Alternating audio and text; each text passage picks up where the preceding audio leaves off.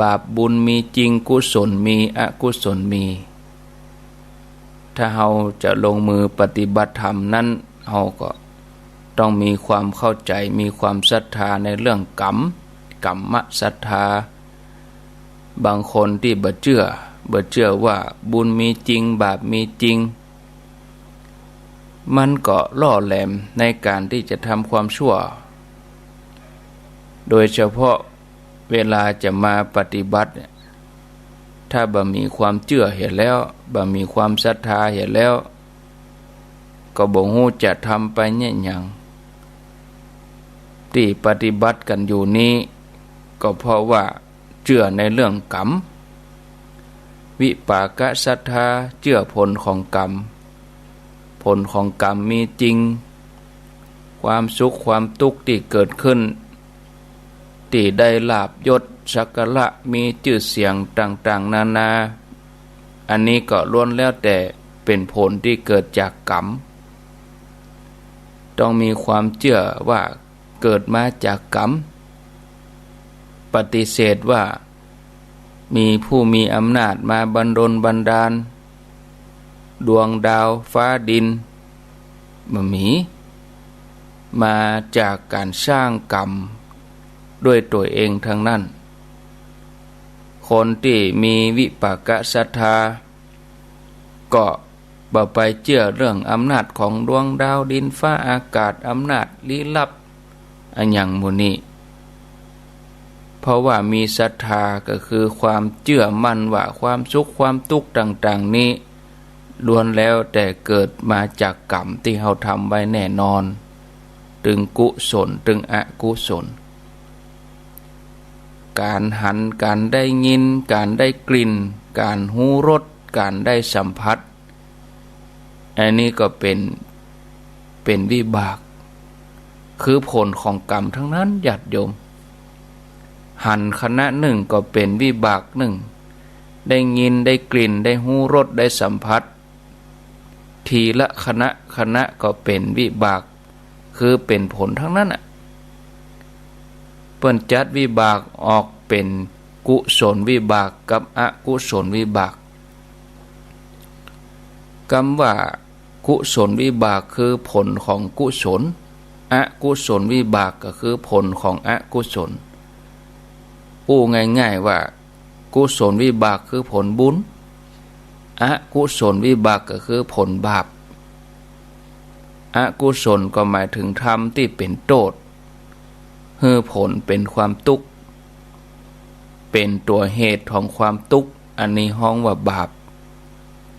กุศลเป็นธรรมที่บ่มีโทษคือผลคือความสุขก็เป็นตัวเหตุเหมือนกับเป็นเหตุแห่งความสุขอันนี้เปิ้นก็ฮ้องว่าบุญผลของอกุศลเฮาก็ฮ้องว่าอกุศลวิบากหรือว่าผลบาปผลของกุศลก็ฮ้องว่ากุศลวิบาก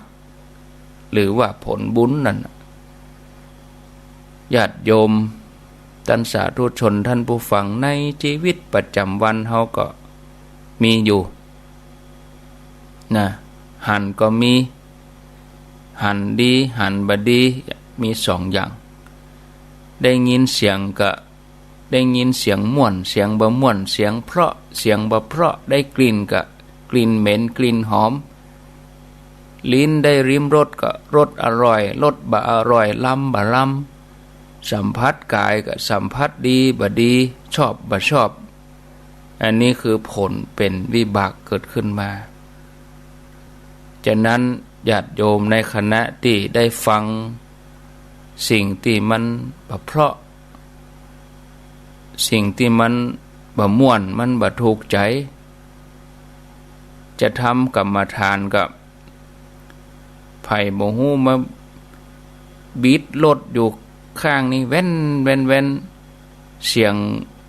มาคบกันสนั่นปันปื้นอันนี้ก็ต้องมีความเข้าใจว่าอันนี้คืออันหยังคืออกุศลวิบากคือผลของบาปของไผก็บาปของเฮา แสดงว่าเราต้องทำบาปแบบนี้ไว้คืออาจจะไปทำเสียงหนวกหูให้คนอื่นเปิ้นที่กำลังเปิ้นสงบในอดีตทำเหตุไว้หรอถ้าบ่มีเหตุผลจะเกิดขึ้นบ่ได้ในหลักธรรมคำสอนดังพระพุทธศาสนานี้ศรัทธาญาติโยมเป็นเรื่องของเหตุของผลบ่มีคำว่าบังเอิญบ่มีการเกิดขึ้นมาลอยๆโดยการขาดเหตุขาดปัจจัยต้องมีเหตุมีผลฉะนั้นเราจะสมมุติหรือว่าอนุมานเอาได้ว่าเมื่อผลอย่างใดเหตุก็ต้องสอดคล้องกับผลอย่างนั้นในเมื่อเราได้ยินเสียงบ่ม่วนหูเสียงหนวกหูก็แสดงว่าเราต้องทำให้คนอื่นเปิ้นบ่ม่วนหูเปิ้นหนวกหูเราก็จะต้องเข้าใจว่าอันนี้เป็นผลของบาปมันก็จะบ่ไปเกลียดเฮือไผจะบ่ไปโคตรเฮือไผจะโคตรเฮือไผมันก็เป็นผลที่เราทำไว้เองได้ยินเสียงด่าได้ยินเสียงว่าเขามาด่ามาว่าเฮาก็ฮู้แล้วว่าอันนี้เป็นผลของบาปรู้เฮาอาจจะเคยทำให้เขาแสดงว่าเฮาคงด่าเขาไว้เฮาคงว่าเขาไว้บัดเดี๋ยวนี้เฮาจะต้องรับผล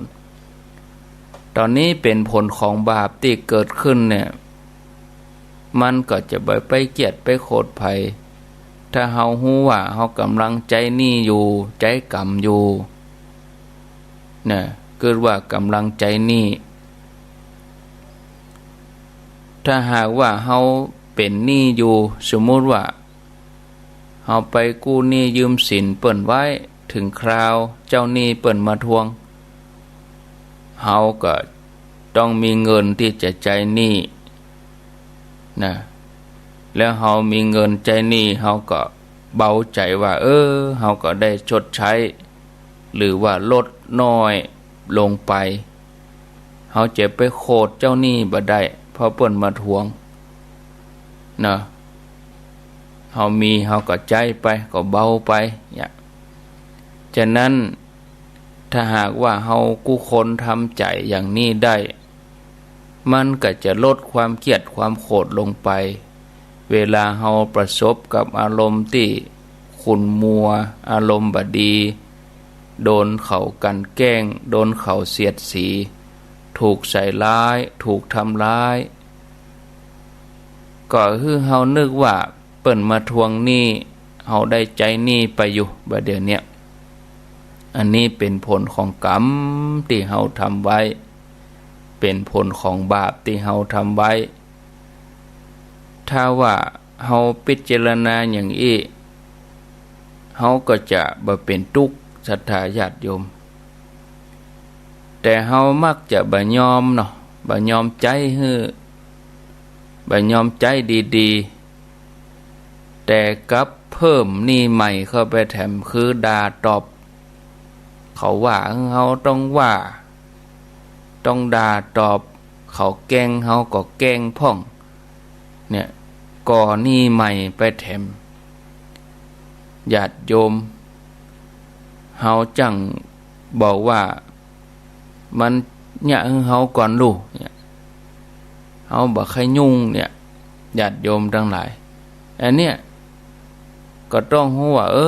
อันนี้เป็นผลกรรมลูกเฮาจะต้องชดใช้นะถ้าเฮามานึกว่าเนี่ยเฮาก็จะต้องเนี่ยมันด่าเฮาต้องด่ามันนะเขาด่าเฮาต้องด่าตอบเนี่ยเฮาก็จะตุกอยู่หั่นเฮาก็สร้างกรรมใหม่เข้าไปแถมเนี่ยแต่ถ้าเฮายอมเฮานึกอย่างเนี้ยเฮาก็เบาใจเฮาชดใช้กันไปนะชดใช้กันนะเพราะว่ามันมีกรรมร่วมกันเกิดมานี่เฮากำลังเสวยวิบากเป็นผลอยู่ มีหันมีได้ยินมีหูกินมีหูรสหูสัมผัสทุกขณะฉะนั้นญาติโยมเมื่อเวลาประสบอารมณ์ที่ดีก็ดีอารมณ์บ่ดีก็ดีก็หูว่าอันนี้เป็นผลบุญผลกรรมดีและบ่ดีเป็นบุญและเป็นบาปถ้าเราได้ฟังเสียงที่ม่วนเสียงที่ไพเราะได้กลิ่นได้อาหารได้สัมผัสดีๆเวลาเราฮ้อนเรามีพัดลมมาปัดเย็นสบายเราก็รู้ว่าอันเนี้ยเป็นผลบุญเน้อแสดงว่าเราคงจะได้ทำกุศลไว้เราอาจจะเคยได้ฮื้อความเย็นแก่ไผน่ะเคยปัดเคยวีเคยฮื้อน้ำเคยฮื้ออาหารเคยฮื้อความเย็นในขณะที่เราฮ้อนนั่งอยู่ฮ้อนแดดฮ้อนเฮาก็ฮู้ว่าแสดงว่าเฮาคงจะต้องเคยไปทำให้ไผฮ้อนเนี่ยจะต้องกระซับกระส่ายไปมาญาติโยมเมื่อประสบกับอารมณ์บดีต่างๆก็ฮู้ว่าอันนี้เป็นผลของบาปเป็นผลของอกุศลที่เฮาทำนะเฮาก็ทำใจให้เข้าถึงกฎแห่งกรรมตัวนี้มันจะลดโทสะลงไปนักญาติโยมแล้วมันก็จะเกิดปัญญาเข้ามาอันนี้เปิ้นฮ้องว่ากัมมสักกตาปัญญาเป็นปัญญาที่เข้าใจเรื่องกรรมเรื่องผลของกรรมเวลาเราจะทำกุศลอันใดอานิสงส์นักกว่าคนที่บ่เข้าใจคนที่บ่เข้าใจในเรื่องกรรมผลของกรรมทำบุญสักแต่ว่าทำไปอย่างนั้นบ่เข้าใจแต่ถ้าเราได้มาฟังเราได้มาปฏิบัติเราได้ศึกษาเรียนรู้เราจะทำบุญไปที่ประกอบไปด้วยปัญญาเข้าใจว่าอันนี้อันยังเป็นอันยังเราพิจารณาหันได้หูได้กลิ่นได้รสเราได้สัมผัสฉะนั้นเวลาได้รับผลบุญเราก็จะไปมัวเมาประมาทก็ฮึนึกว่าอันนี้เราเบิกเงินมาจากธนาคารมาจ่ายแล้วเนี่ยมันยุบไปแล้วต้องเอาไปเติมแถมที่เราได้รับความสุขเราได้ลาภสักการะเราได้ชื่อเสียงเกียรติยศก็ฮู้ว่าอันนี้เราเบิกมาใจเราอย่าได้ประมาทเราต้องเอาไปเติมต้องเห่งทำกุศลอันนี้เป็นเรื่องปัญญาที่ฮู้ในเรื่องของกรรมผลของกรรมถ้าหากยิ่งไปกว่านั้นถ้าจะฮื้อประเสริฐไปกว่านั้นคือมีสติมีวิปัสสนาปัญญามหากุศลญาณสัมปยุตคือกุศลที่ประกอบไปด้วยวิปัสสนาปัญญาแต่มันทำยากทำได้ยากถ้าปฏิบัติบ่ได้ลงมือเอาจริงจังอย่างถ้าบ่ได้เป็นนักปฏิบัติก็จะบ่มีโอกาสเกิดขึ้นเลยสภาวะหมดเนี่ยแต่ถ้าเราลงมือปฏิบัติไปเปิ้นก็จะเกิดขึ้นมาเนาะคือมีสติหูเท่าทันเวลาหันก็ระลึกหูได้ยินได้กลิ่นได้รสได้สัมผัสเย็นร้อนอ่อนแข็งเขาก็ระลึกหูทันได้หันหูปหันนามแล้วก็มีปัญญาเกิดขึ้นในขณะที่เขาเจริญสติจิตเป็นกุศลประกอบไปด้วยวิปัสสนาปัญญาพวกก็จะเกิดเนาะอันที่สามเชื่ออันที่สามคือกัมมสักกตาศรัทธาคือเชื่อว่าเฮามีกรรมเป็นของตัวเฮามีกรรมเป็นของตนเรื่องกรรมนี่เมื่อคนทำกรรมอันใดไว้บุคคลนั้นจะต้องเป็นเจ้าของกรรมนั่นเองเราจะไปโยนให้คนอื่นบ่ได้หรือให้คนอื่นรับแทนเฮาก็บ่ได้ ทำบาปแล้วจะโยนให้คนอื่นรับบ่ได้ทำบุญไว้แล้วไผมาแย่งเอาบุญเฮาไปก็บ่ได้เป็นเจ้าของอันนั้นเป็นสมบัติอันนั้นบางทีเฮาจากโลกไปสมบัติภายนอกมันก็เปลี่ยนมือไปแต่เรื่องของกรรมเวรเนี่ยเจ้าของตัวเฮานั่นน่ะจะต้องได้รับมรดกกรรมนี้อันที่สี่ตถาคตโพธิสัตถาเชื่อในการตรัสรู้ของพระพุทธเจ้าว่าพระองค์ตรัสรู้ได้จริงบางสิ่งบางอย่างเฮาปัญญาเฮาบ่ถึงเฮาจะไปยังเฮายังบ่ถึงแต่เฮาเชื่อว่าพระองค์ตรัสรู้จริงเมื่อพระองค์คือองค์พระสัมมาสัมพุทธเจ้าพระองค์ตรัสรู้สอนเฮาให้ได้รู้อย่างเนี้ยเป็นความจริงอย่างเอี้ยเฮาเชื่อสวรรค์นรกเชื่อบาปเชื่อบุญบางทีเฮาพิสูจน์ด้วยตัวเองบ่ได้เพราะเฮาบ่มีฌานบ่มีอภิญญาเฮาจะไปมีหูทิพตาทิพไปหูไปหันสิ่งที่ลี้ลับอย่างนั้นเฮายังบ่ถึงแต่เฮาก็เชื่อว่าพระพุทธเจ้าพระองค์ทำจริงตรัสรู้จริงแต่บางสิ่งบางอย่างเฮาเข้าบ่ถึงในเรื่องของฌานอภิญญาเรื่องมรรคผลแม้ยังกึดว่าญาติโยมถ้าเฮาพิจารณามีความเชื่อว่าพระพุทธเจ้าเปิ้นตรัสรู้จริงเฮาก็ต้องอาศัยตถาคตโพธิสัตถาเนี่ยเป็นส่วนประกอบในการที่จะน้อมมาปฏิบัติถ้าเฮาบ่เชื่อคำสอนพระพุทธเจ้าว่าข้อปฏิบัติอย่างเนี้ยธรรมะอย่างเนี้ยจะทำให้เฮาพ้นทุกข์ได้จริงเฮาจะมานั่งปฏิบัติเนี่ยหยังเฮาจะมาเดินจงกรมไปกินไปเล่นไปเอวเหียบ่ดีเนี่ยถ้าเฮามีความเชื่อว่าพระองค์ปฏิบัติได้จริงตรัสรู้จริงแล้วนำคำสอนนั้นมาญาติโยมเฮาก็จะลดระดับความบ่เชื่อเป็นความเชื่อเฮาก็ถ้าบ่เชื่อก็ประสบผลสำเร็จบ่ได้ฉะนั้นญาติโยมก็จะต้องสร้างศรัทธาให้เกิดขึ้นนักก่อนนะศรัทธาญาติโยมท่านทั้งหลายต่อมาอินทรีย์อันที่สองอินทรีย์อันที่สองนี่ผู้ปฏิบัตินี่ก็จะต้องมีวิริยะสติสมาธิแล้วก็ปัญญาวิริยะก็คือความเปลี่ยนพยายามในการที่จะมาปฏิบัติกรรมฐานทำกุศลละอกุศลบาปอันใดที่ยังบ่เกิดก็เพียรอย่าให้ทำอย่าให้มันได้เกิดขึ้นบาปอันใดที่เกิดขึ้นแล้วก็เพียรละออกไปกุศลอันใดที่ยังบ่เกิดก็ทำให้เกิดกุศลอันใดที่เกิดขึ้นแล้วก็พยายามทำให้เจริญขึ้น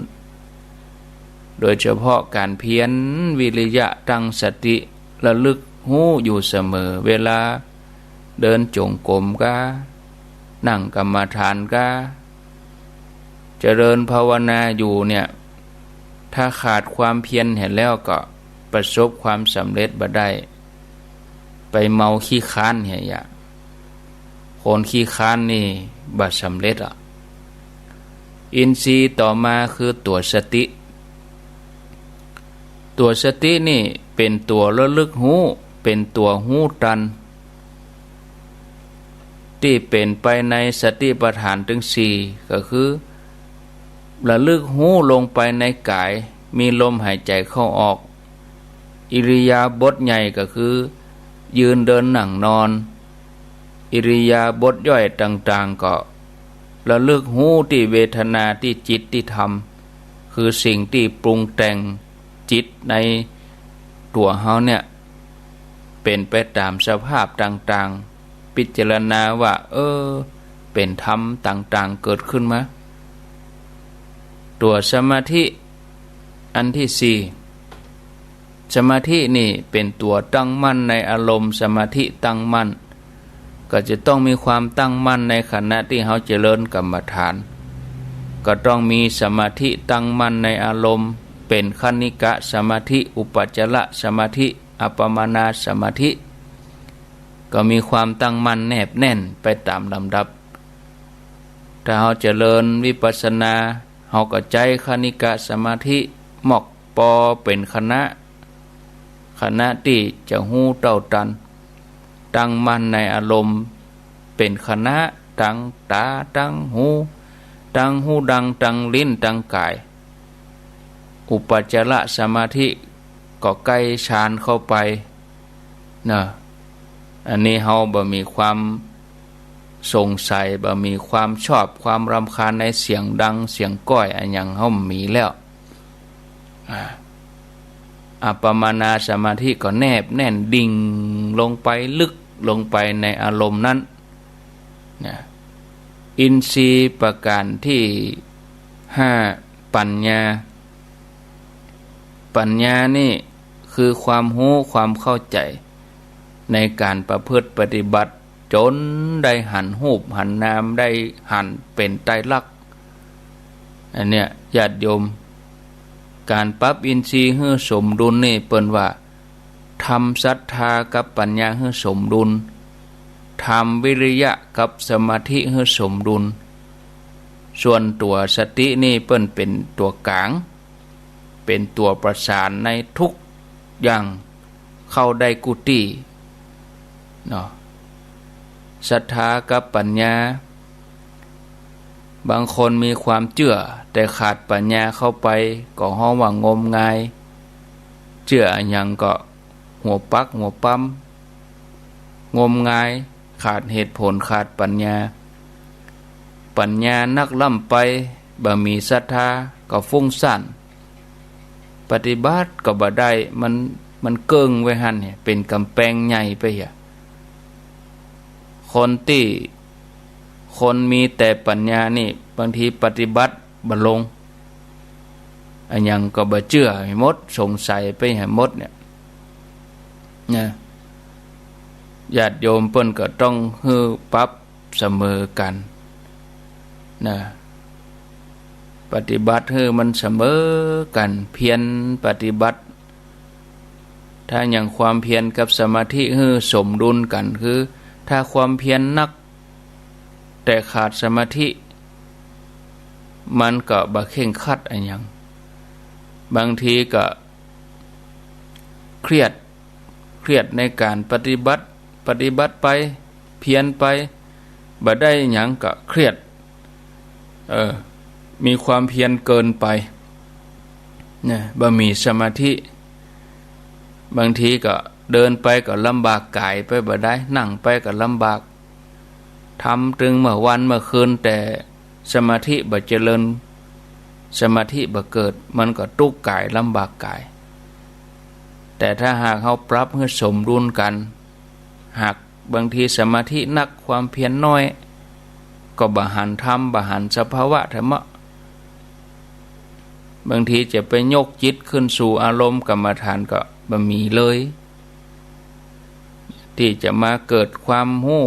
หันสภาวะเกิดดับอนิจจังทุกขังอนัตตานี่บ่หันมันก็ดิ่งลงไปบางทีเฮาปฏิบัติไปสมาธิมันหนัก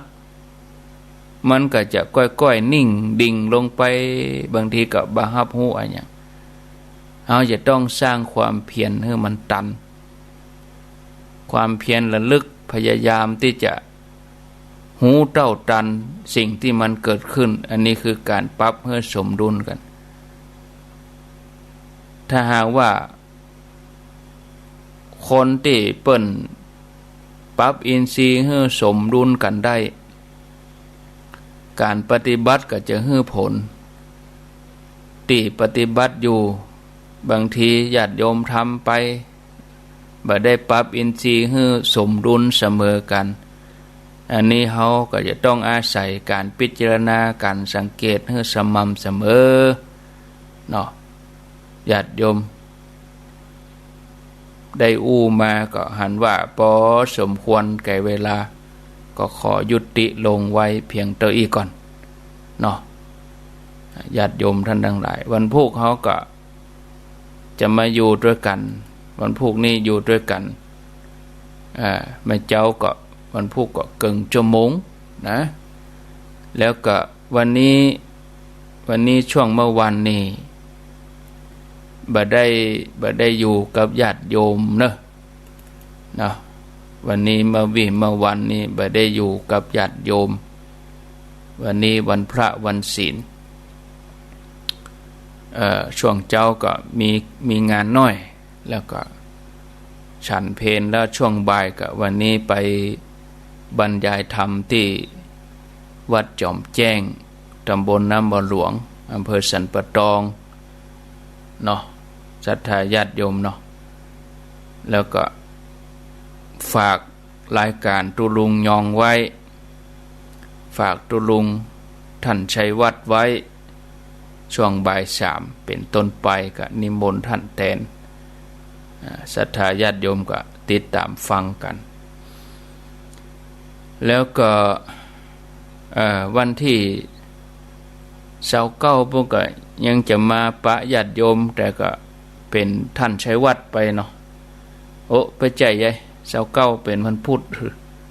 นี่อาตมาก็มากับท่านพระครูสุเมธธรรมเสวีแต่วันพุธมาเจ้าก็เข้ารายการเกินชั่วโมง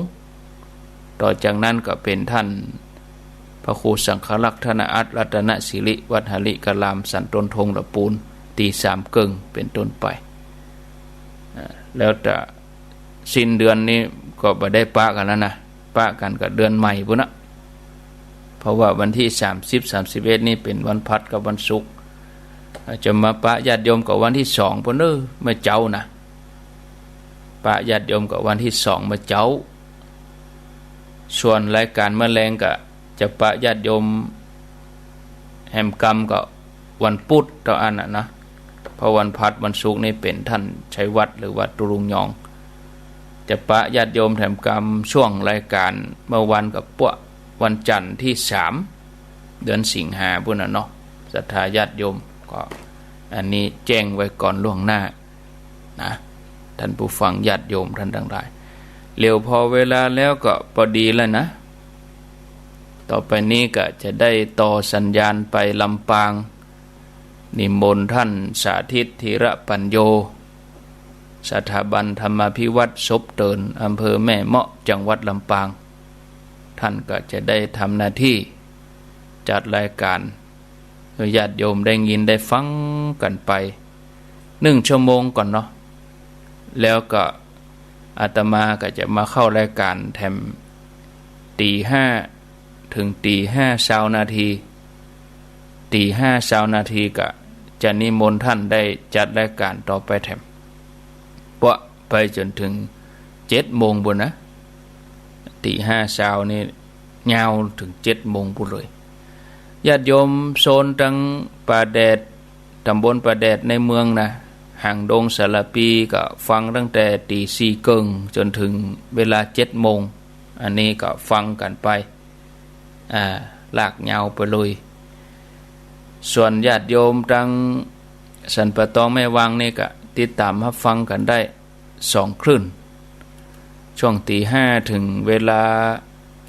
ตี5ถึงเวลา6 โมงนี่ก็ 89.5 บ้านทุ่งเรดิโอของลุงดมญาติโยมจะฟังต่อเนื่องไปเมื่อเจ้าก็ตี3ถึง7 โมงก็ที่แดนดินทินละนา 103.50 อย่างตอนนี้ก็หลายคลื่นสถานีเพิ่นก็รับสัญญาณละ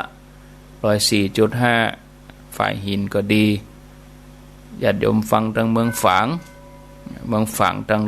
100.25 ก็ดีโอ้ตอนนี้หลักกังก็ดังแล้วเนาะวันนี้เป็นวันพระวันศีลญาติโยม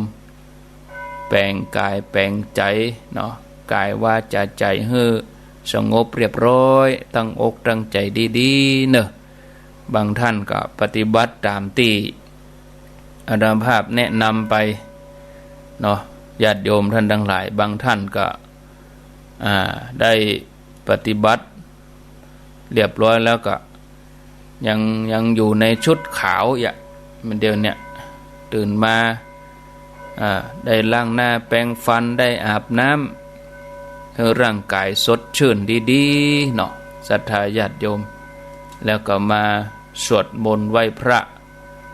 สวดมนต์บางท่านก็ยังแบบตื่นเตื้อก็นอนฟังท่านก็ได้ปฏิบัติไปตัวเลยเนาะศรัทธาญาติโยมท่านทั้งหลายเอาละเนาะก็เดี๋ยวอาตมาก็กำลังพยายามเชื่อมสัญญาณไปที่ท่านสถิตอาจจะติดอย่างบายังก็ยังเนาะ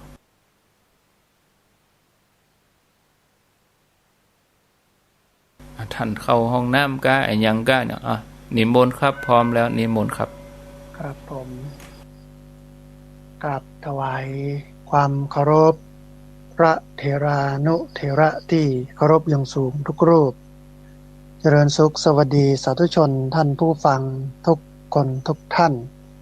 สำหรับสาธุชนท่านผู้ฟังที่ให้เกียรติรับฟังรายการธรรมาภิวัตรอันเป็นรายการวิทยุเพื่อการเผยแผ่พระพุทธศาสนาส่งเสริมการศึกษาและพัฒนาสังคมรายการนี้รับผิดชอบโดยอาตมาภาพพระสาธิตธีระปัญโย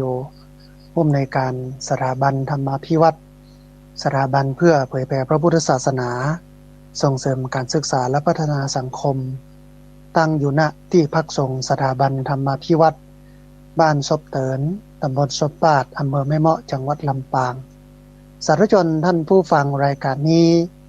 ออกอากาศอยู่หลายลักษณะแรกออกอากาศสดเป็นรายการสดออกอากาศทุกวันอังคารในช่วงเวลา 4:00 จนถึง 5:00 ตั้งสถานีวิทยุในเครือข่ายสถานีวิทยุคลื่นสีขาวเพื่อชาวประชาหลายคลื่นหลายสถานีหลายจังหวัดลักษณะที่2ออกอากาศผ่านทาง Facebook Live ของทางวัดไฝหินแล้วก็ทางสถานีวิทยุของทางวัดไฝหินตัวลักษณะที่3เป็นเทปบันทึกเสียงเอาไปออกอากาศผ่านทางสถานีวิทยุเพื่อการศึกษาและพัฒนาอาชีพ Radio Network FM 99.50 MHz ของวิทยาลัยเทคโนโลยีและการจัดการกฟผ.แม่เมาะแห่งลักษณะ1เอาไปออกทางFacebook ของอาตมาภาพพระสาธิตธีระปัญโยในเพจของสถาบันธรรมาภิวัตรซึ่งเป็นเพจ Facebook และอันสุดท้ายเอาไปออกอากาศผ่านทางช่อง YouTube ของอาตมาภาพพระสาธิตธีระปัญโยซึ่ง3ช่องทางหลังนี้ไม่ว่าจะเป็น Facebook ก็ดีของพระสาธิตธีระปัญโยเพจ Facebook ของสถาบันธรรมาภิวัตรรวมไปจนถึง YouTube ของอาตมาภาพพระสาธิตธีระปัญโยท่านผู้ฟังสามารถเข้าไปติดตามรับฟังย้อนหลังรวมไปจนถึง